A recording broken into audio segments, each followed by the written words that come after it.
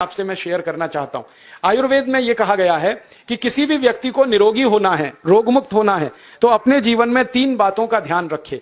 अपना वात, पित्त और कफ तीनों का संतुलन रखे। वो 3 तरह के दोष हैं हमारे शरीर में, वात, पित्त, कफ। आपने सुना होगा ये त्रिदोष आधारित शरीर है। जब वात बहुत बिगड़ जाता है तो 80 से ज्यादा रोग आते हैं। जब पित्त बहुत बिगड़ जाता है तो लगभग 46 से 50 रोग आते हैं।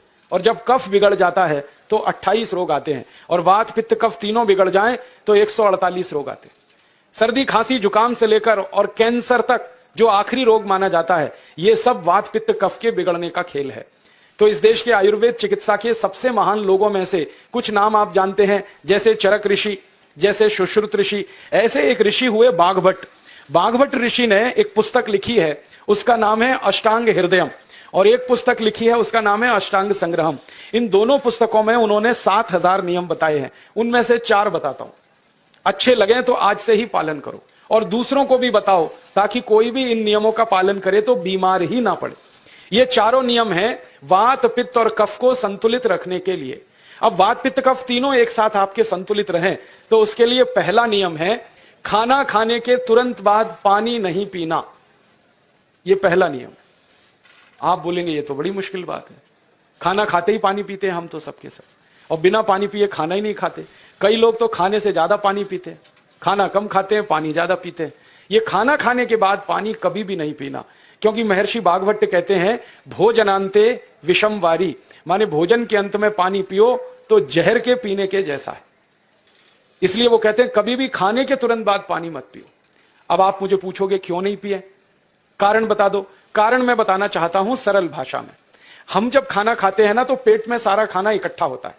पेट में एक स्थान होता है, उसको हम कहते हैं जठर। संस्कृत में, हिंदी में जठर कहते हैं, अंग्रेजी में उसको एपिगैस्ट्रियम कहते हैं, हिंदी में कुछ लोग उसको आमाशय भी कहते हैं। ये जठर छोटा सा स्थान है। आपके पेट में नाभि है ना, उसके लेफ्ट साइड में बाईं तरफ छोटा सा स्थान है। सारा खाना आपका इसी स्थान पर आता है। जो भी आप खाते हो, रोटी, चावल, दाल, सब्जी, दूध, दही, कुछ भी खाओ, सब कुछ जठर में आता है। अब जठर में जैसे ही खाना इकट्ठा होता है तो उसमें आग जलती, और उस आग को कहते हैं जठर अग्नि। मिला के बोल देते हैं जठराग्नि। आप जैसे ही खाना खाते हो, पेट में जठर में अग्नि जलती है। वो अग्नि खाने को पचाती है, और अग्नि खाने को ऐसे ही पचाती है जैसे रसोई घर की अग्नि खाने को पकाती है। आपके रसोई घर में आप अग्नि जलाओ, उसके ऊपर दूध रख दो, दूध में थोड़ा चावल डाल दो, अग्नि जब तक जलती रहेगी खीर तब तक बनती रहेगी।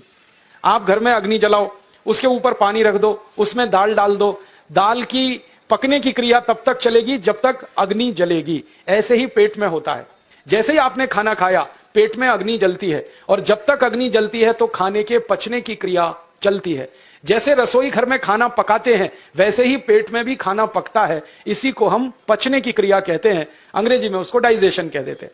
तो आपने खाना खाया, पेट में अग्नि जल गई, अब वो खाने को हजम करेगी, पचाएगी। अब मुझे एक प्रश्न का उत्तर दो आप, कि जैसे ही आपने खाना खाया, पेट में अग्नि जल गई और वो खाने को पचा रही है, तुरंत आपने गट गट गट गट पानी पी लिया, और खूब ठंडा पानी पी लिया, बर्फ मिलाया हुआ पानी पी लिया, फ्रिज का पानी पी लिया। क्या होने वाला है? अग्नि जलेगी कि बुझेगी?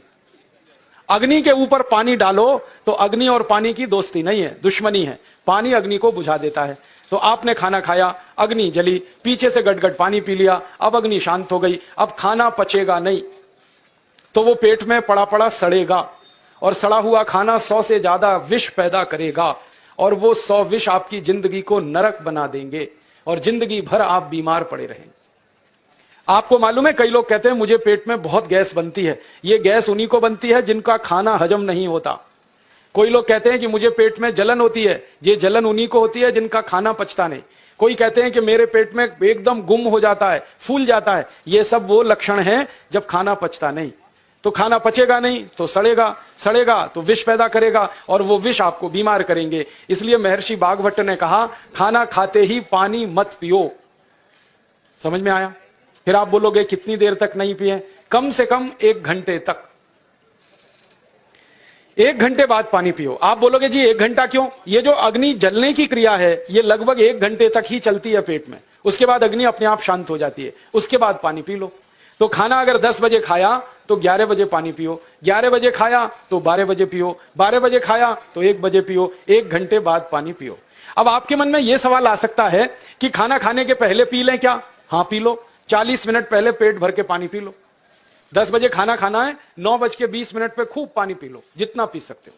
11 बजे खाना खाना है, 10:20 पे पी लो, खूब पानी पी लो 40 मिनट पहले। आप और एक सवाल पूछ सकते हो कि अच्छा ठीक है, खाने के बाद पानी तो नहीं पिएंगे, कुछ और पी सकते हैं क्या पानी को छोड़कर? तो उसके लिए बागभट्ट जी कहते हैं कि खाने के तुरंत बाद अगर पीना है तो दही की लस्सी पियो, मट्ठा। खाने के बाद अगर तुरंत पीना है तो फलों का रस पियो, गन्ने का रस पी लो, संतरे का रस पी लो, मौसमी का रस पी लो, अनार का रस पी लो। अब आप कहोगे ये सब महंगी महंगी चीजें बता रहे हैं, गन्ने का रस, संतरे का रस, अनार का रस, पैसे तो है नहीं।